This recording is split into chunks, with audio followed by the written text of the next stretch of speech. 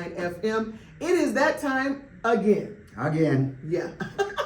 We are right here with Russ Ambers, and listen, I'm just excited about it. I'm feeling more and more led to go ahead and make that home purchase. So hopefully you are feeling led as well. And you know how we do it. Every Friday we talk to Rob Stern and we talk mortgage talk. So we are now going more into the real estate. All right. So we have the Russ Ambers here with us. I gotta come up with a nickname for you because we have a nickname for Rob. He's that guy. The other guy. So, the other guy. I like it. It's the other guy and then the other guy because Bob will join us at some point and he's the builder. So we'll have the other guy, the realtor, and the other guy. Yeah, I love it. So thank you for joining us here today. That's my pleasure. And I love your heart and your passion for just wanting to make sure that everybody has a home, something that they own, something that they can call their own. Because the holidays are coming up. Oh yes. And we want to host parties and things like that. Absolutely. And you want to do it at your own place, not necessarily your apartment or somewhere that you're renting. Well, we certainly think that. We certainly think. So what I usually try to do is recap. What's the process? People say, what's the process? That's what we want to know. Exactly. Well, the process would be we need to visit with Rob. First. Rob does what we call the pre-approval because when you find a home, not if, when, we submit an offer to the seller. And it doesn't make any difference if it's a builder or a pre-owned, new or pre-owned. We need to submit the offer based on your needs. Doesn't make any difference what the seller wants. Doesn't make any difference what the builder wants. It's what you need. So we submit an offer, and 99.9% of the time the seller wants to know if you can really qualify for the house, and that's called a pre-approval letter. And that's what Rob, mortgage company, generates. So 15, 20 minutes with Rob, no money. He does what Rob needs to do. He'll ask you about different things. He'll get information from you. It's not difficult. You don't need 10 years worth of tax returns. The whole process has changed. And truly, the reason why Rob's been successful on this station for 23 plus years, the reason Rob is the man is because he can get you pre-qualified in a very short window. Yeah, because back in the day, it used to take a long time. And Very that's long what time. deterred a lot of us. Absolutely. Because it would take so long and you had to provide so much information. And really turn people off. It turned people off. Today, we don't need 2 years tax returns. The federal government has changed a lot of rules. The Texas rules are magnificent.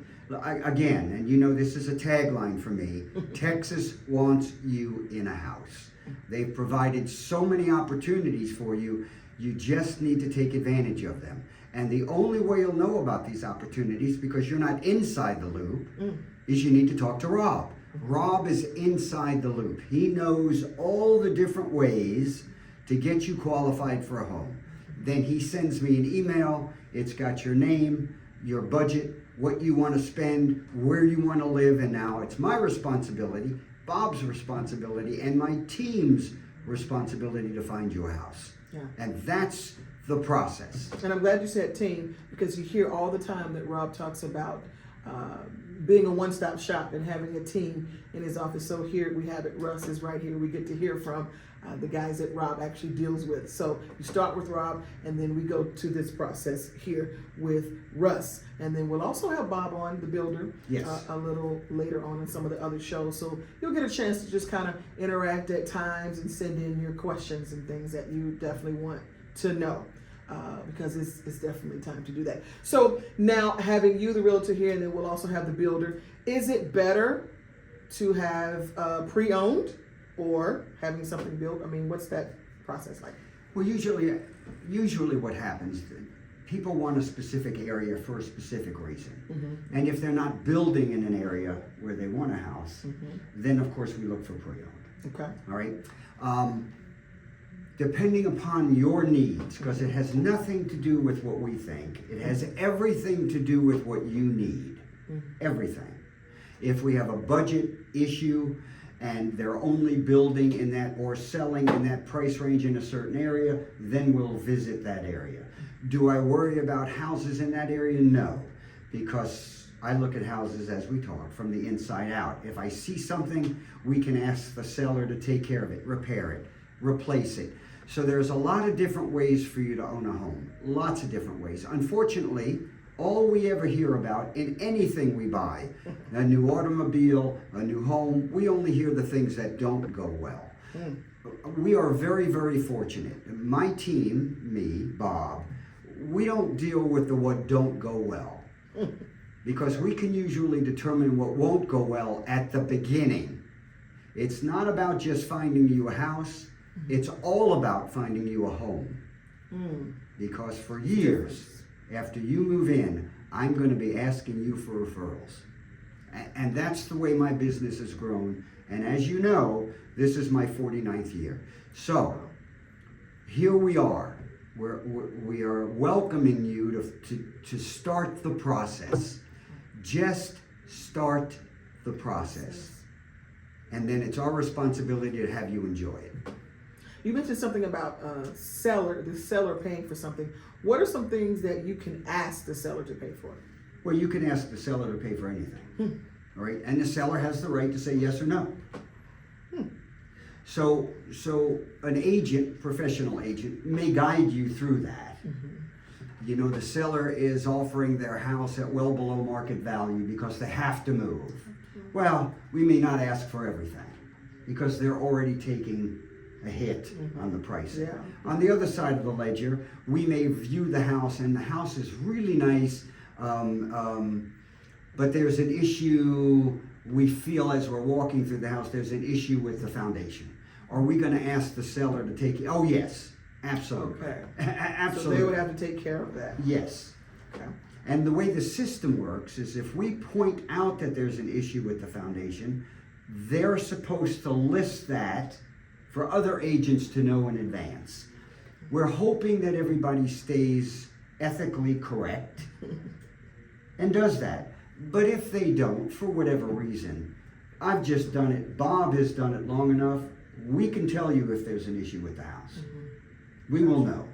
Well, let me ask you this question. This is kind of a personal testimony. Now, I've owned a couple of houses before back in Mississippi. And I got into this house, you know, they came, they did the inspection and everything, have been there for maybe 1 month. And the plumbing was backing up. Sure. And they found, and we had to have a plumber to come out, and they went under the house and pulled pipes and all kinds of stuff and found a shirt deep down in the pipes. Wow. So in a situation like that, do I go back and say, seller, you're gonna have to pay for this, or, you know, how does that situation get resolved? Well, you know, we live in a great country, so there's a lot of, unfortunately, and fortunately, there's a lot of ways to get that resolved. We have in Texas a seller's disclosure. The seller fills out a disclosure based on any latent effects that they may know about. Now, that doesn't imply that they know about everything, because we don't always know about everything, and that's unfortunate. However, specific to what you said, if we sense something, we'll have a plumbing company, or we'll ask a plumbing company to visit the house and scope the lines. And they can run a camera down the lines. So they didn't do that. Is Yeah. probably what. Okay. Probably so. Okay. Today, what we face, plumbing-wise, and Bob is very much more astute at this. I deal with it because Bob and I talk about every house and every transaction. Today, we're coming up on about the 50th year of cast iron plumbing. And if you've read anything, or you Google cast iron plumbing, unfortunately, over 50 years ago, we didn't use PVC plastic piping. They used cast iron, and detergents and other chemicals have worn cast iron plumbing to where it's gotten very thin. And unfortunately, if there's damage to cast iron, it is usually under the foundation. So if we have a house with cast iron plumbing, we do, as we should, more research to see if we have any latent defects that the seller may not even be aware of. Wow. All right, now, if we then determine we have a cast iron issue, Will we ask the seller to get involved? Absolutely. Okay. On the front end, because that is a very expensive repair. Wow. Will it deter them from actually selling the property at that time? I mean, with it being an expensive repair, or, do you ask for a higher price? How does that work? That's a great question. So this is what we can do. Let's say we determine there is a plumbing issue. The seller realizes there's a plumbing issue, but doesn't have the money to fix it. We can have a plumbing company go in and do the repair with everybody's agreement and wait for the payment after the house closes. So the seller is now going to get money for their house that they didn't have before it closed, and now they have extra money to pay the plumber. Oh, okay. Because unless the plumbing was fixed, they couldn't have sold the house anyway. Gotcha. And that works with everybody's agreement. The buyer has to agree, the seller has to agree, the plumbing company has to agree. But again, all of us, when we know there's an issue, we don't want to sell the house to somebody knowing there's an issue. Ethically, most people don't want to do that. Yeah. But we don't have the money to fix it. This is a workaround so that everybody wins. Oh, that's good. Okay. And so I know that's with that expensive plumbing issue, is that with pretty much all the repairs? Is that? Yes. Yeah. The process is this. We talked about owning the house, but here's the entire process. You find a home you like that Rob has already told you you're approved for. It's very exciting. Very. We take it off the market for a short period of time. It's called an option period. That's all it's called. We own the house during this option period, and during this option period, we have inspectors go out and inspect the house. And the inspectors find something. We send the seller the inspection report, and we say, look, your house is fine, but we have an electrical issue, we have a plumbing issue, and we have an air conditioning issue. We want you to repair them. The seller says, I didn't know I had those issues, but I'm willing to repair them. And the seller does the repairs. We get receipts. We now know the repairs are done. And we move on to the next phase, which is winding down to the closing when you and the family are moving in. Wow. So it's a very controlled process. We make sure, because we're responsible to the buyer, we make sure that everything is done properly, licensed contractors, we get receipts, there's a warranty for the work done. We get everything we need to assure you the best we can that the defects that you found are now repaired and you're moving into a good home. And that's the process. The realtor's responsibility is not to just find you a house. While I realize that may be what some people think, and unfortunately what they may have experienced, our responsibility is not that. It's the entire process so that you move into a great house. Because again, we're going to ask you for friends and family referrals so that we can find other houses for more family members. Yeah. Wow. Okay, so here you have it. We're talking to Realtor Russ Ambers and giving us a lot of great information that we definitely need to know. Now, Russ, there's so many people who have been waiting on these interest rates to come down. Is that a good thing? Should we be waiting for that? Well, I can't tell anybody whether they should or they shouldn't wait, but I'll tell you what happens in the real estate industry. And then you make the decision. If I'm a seller, and my house isn't selling because the rates are high, and then they come down so I know you're going to be buying, what do I do to the price of my house? Probably going to raise it. Absolutely. Because I know there's more people in the market. And what we usually like to do is, all of us, when we were younger and at the playground, we were on the seesaw or the teeter-totter, depending upon how old you are. And if you take a pen and put it between your fingers and just hold it between your fingers, interest rates come down, price goes up. That's good. That's good. Because Rob says that he does say that all the time, that the price of homes will go up, but it's up to the seller. They Absolutely. Don't have to raise the price. They don't. And there are some who don't. Absolutely. Absolutely. I feel better knowing that. And what I really need, and you would never know this, the public, if this is a first house, would never know this. If you buy a house, FHA or VA, that's 2 types of loans that Rob does. He does many types, but 2 types. And you buy it today. And within a period of time, short period of time, the interest rates go down. The loan can automatically refinance, as long as you've made your payments on time. FHA calls that streamlining. The only thing the FHA wants to know is, have you made your payments on time? And then the loan will automatically refinance. Most importantly, you bought the house at the lower price. So now you have the lower price and the lower interest rate. It's a win-win. And if it refinances, then there's your equity. Correct. Okay. Something that nobody that lives in an apartment can ever talk about. Ever. Equity. There's no equity in renting? That's Come right, on. no equity. You know, I had somebody the other day tell me they were spending $2,000 a month. They've been renting for 5 years. So 2,000 times 12 is 24,000 times 5 years is almost 100,000. And I said to them, do you know, if we take the same payment and move you in a house, in 5 years you could make 100,000 instead of spending 100,000. And they just looked at me, but that's the math on home ownership. And it's yours. And it's yours. All yours. The security of it, the equity of it, the value that goes up of it. You know, unlike anything we buy in this country, everything depreciates.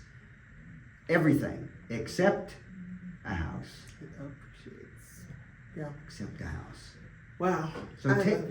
So really, Crystal? You know what? That's Yes. the first, but I like Well, you know what it was? The homeowner that I helped with, her name was Crystal. Autumn, take the same 2,000 and buy a house. Yeah. Same money. That's good advice. That's really good advice. And we call it, Rob and I like to call it, living in your bank account. You're living in your bank account. That's true. Okay, so then let's talk about the remodeling process. And you told me before that there are several ways, and I'd like for you to talk about that as far as having the money to remodel, because the way that I know is to refinance and get your equity, and then use that money to do remodeling and taking care of some things. So talk about other options that may be available to do that. Well, and thank you. Certainly refinance is a way. But in Texas, thank you, in Texas there are other ways to take this equity that you've built from your house and do a remodel. Here's an example. Okay. Somebody asks me about kitchen and bathrooms. Bob visits the house. We determine what they want, new cabinet, whatever they want. By the way, remodeling kitchens and bathrooms are a perfect way to clearly increase the value of your house. So let's say this remodel is $50,000, a lot of money. And the people don't have 50. Very few people just have $50,000. Right. But they've lived in this house for 5 or 6 years, and they have equity. The value of the house has gone up. They can take some of that value out of the house and pay for the remodel. So they don't have to go to their savings account. They don't have to reach in their pocket. They don't have to write a check. The value of the house can take care of the remodel.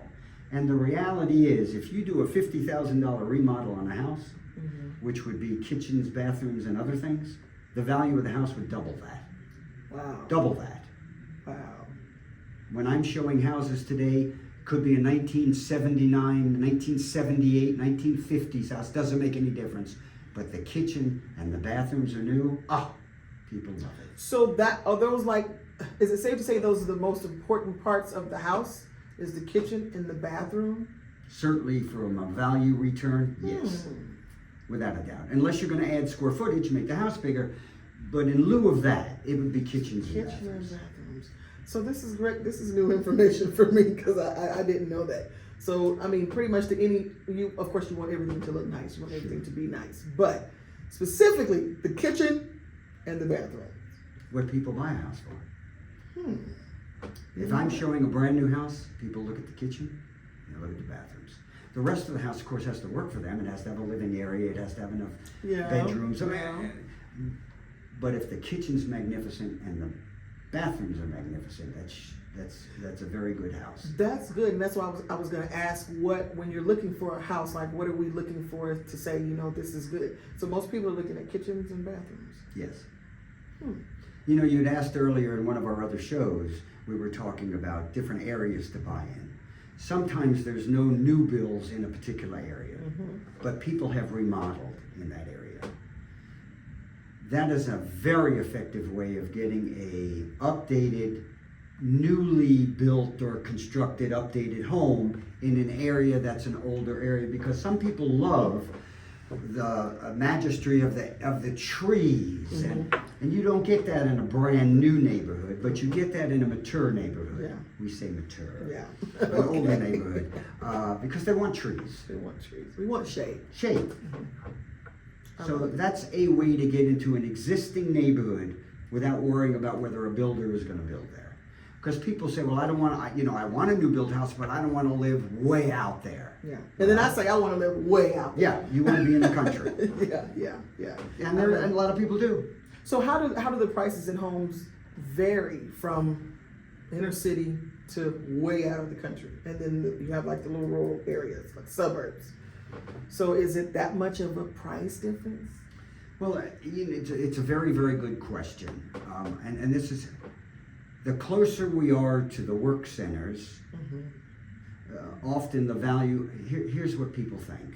It's not the house value, it's the land value. Okay. As we say, bricks and sticks all cost the same thing. Okay. It's the lot. Okay. So years ago and today, people say location, location, location. That means a lot of things. It means I want to be close to downtown when it's expensive. I want to be close to X, Y, I want to be right on the lake. Location, location, location. But it's also the location of the house within the neighborhood. People don't think that way, because if you're close to a park in the neighborhood, that's a nice location. If you're close to a school in the neighborhood, that's a nice, if you have small children, that's a nice location. Okay. So location plays a very big part, but it also plays a very big part in resale. Okay. So if somebody doesn't mind driving 15 minutes, we're very fortunate in Texas, we have lots of highways. Lots of highways. So if you get on the tollway in Salina, way up north, I-30, 380, and Preston Road, you can get from there to downtown Dallas in 21 minutes, no lights. But I work in downtown Dallas, but I can't afford downtown Dallas. Well, why don't we go to Salina? It's too far. Well, it's 20 minutes, and you can save $100,000. Yeah, not bad. Not bad. So while the distance may say something, our highways are spectacular. Yeah.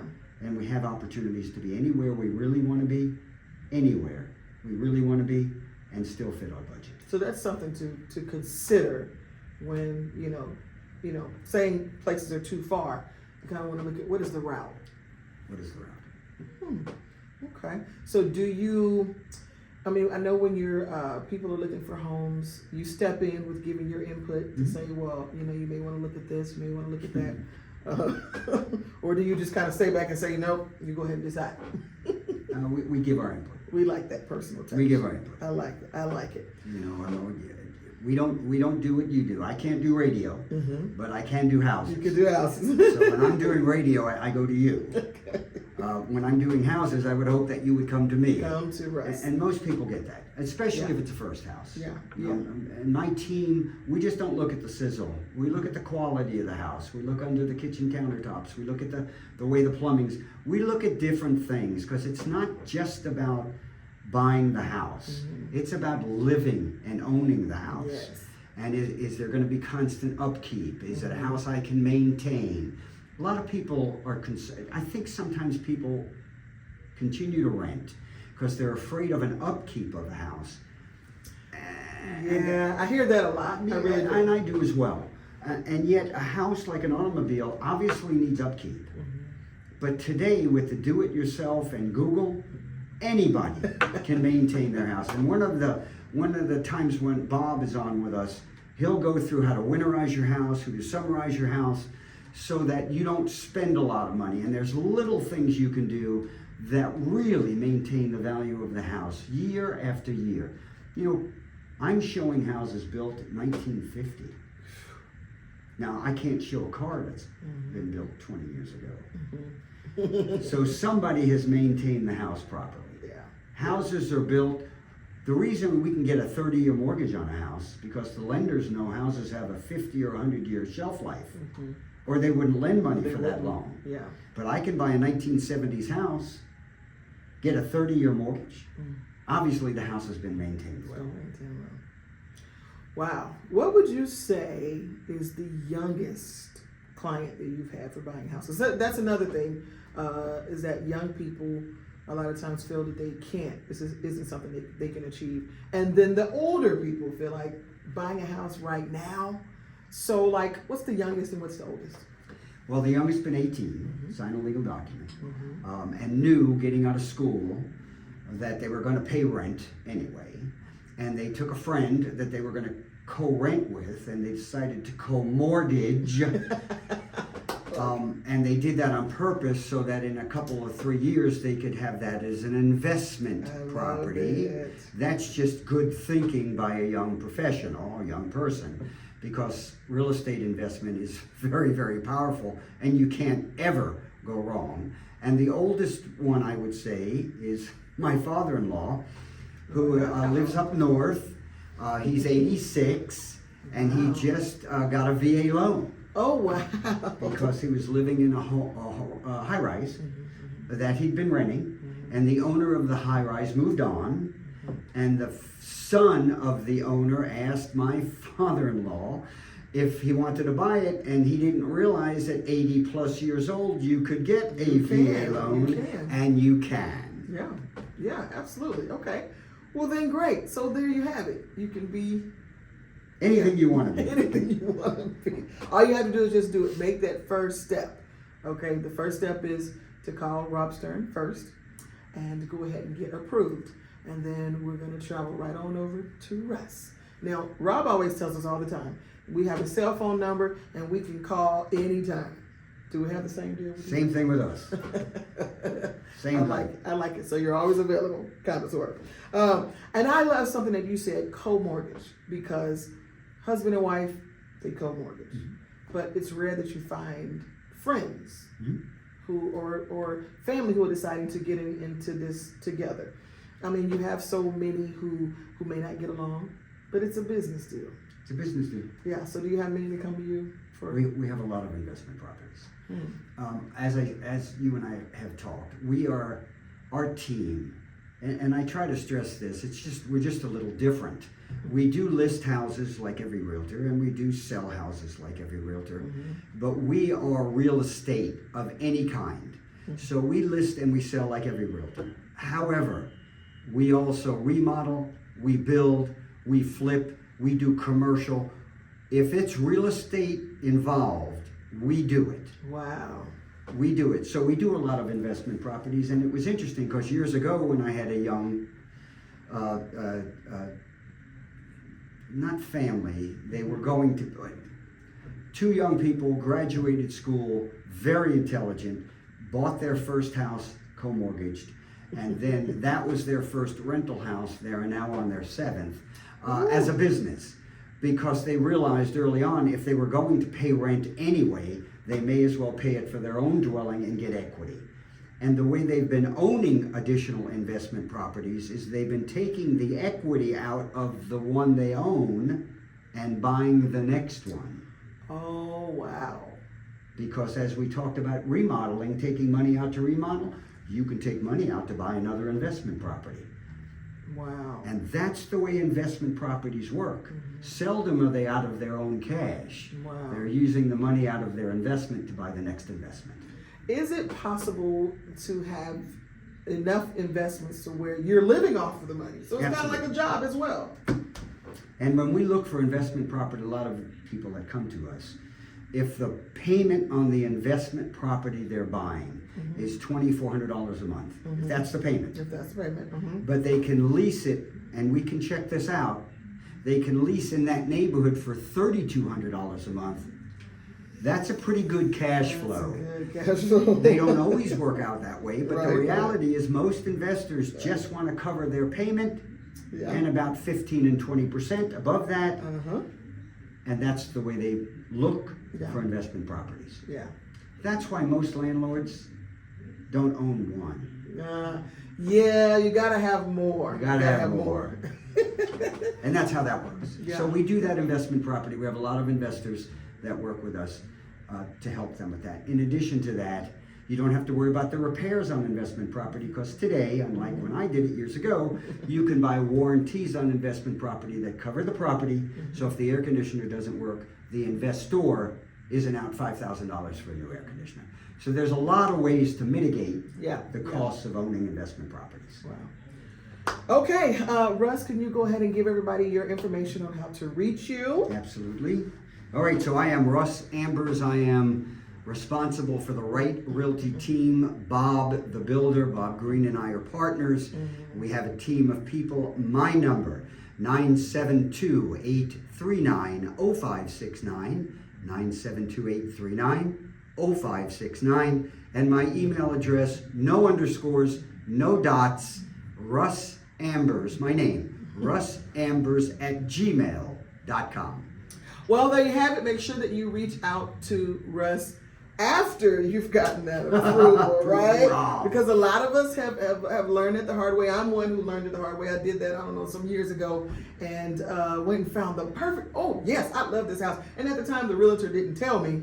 You know, they did, it was, a lot. And so by the time I got ready to go and get that approval, now I've wasted my time and everyone else's. Yes. So please make sure that you get that approval first. So by calling Rob Stern, and then the next move will be to head to Russ and let him know you want to deal with Russ. All right, you want to deal with Russ. So we thank you so very much. If you have one thought to leave with our listening audience, what would that final thought be?